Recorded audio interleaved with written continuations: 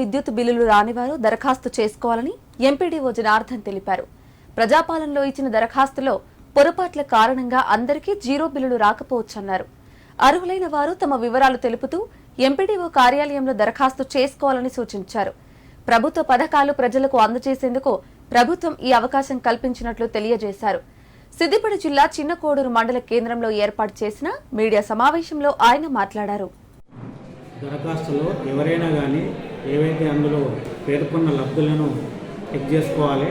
ఇప్పుడు ప్రజాపాలన దరఖాస్తులు ఇచ్చిన టైంలో ఒకవేళ ఎవరైనా టెక్కులు మిస్ అయితే మళ్ళీ కొత్తగా, ఉదాహరణకి ఇప్పుడు గృహజ్యోతి ఉంది, గృహజ్యోతి కింద అప్పుడు ప్రజాపాలన దరఖాస్తులు స్వీకరించే టైంలో వాళ్ళు టిక్ మార్క్ పెట్టినట్టయితే మళ్ళీ కొత్తగా దరఖాస్తు కేవలం ఆ స్కీమ్కి మాత్రమే పెట్టుకోవాలి.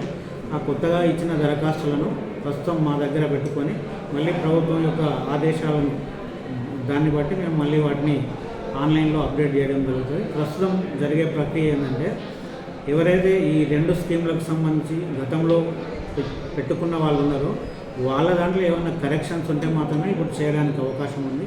అట్లాంటి అవకాశాన్ని కల్పించింది. ఒకవేళ ఆ టైంలో వాళ్ళు ఆ స్కీములను సెలెక్ట్ చేసుకున్నట్టయితే అట్లాంటి వాళ్ళు మళ్ళీ కొత్తగా దరఖాస్తు చేసుకోవాలి.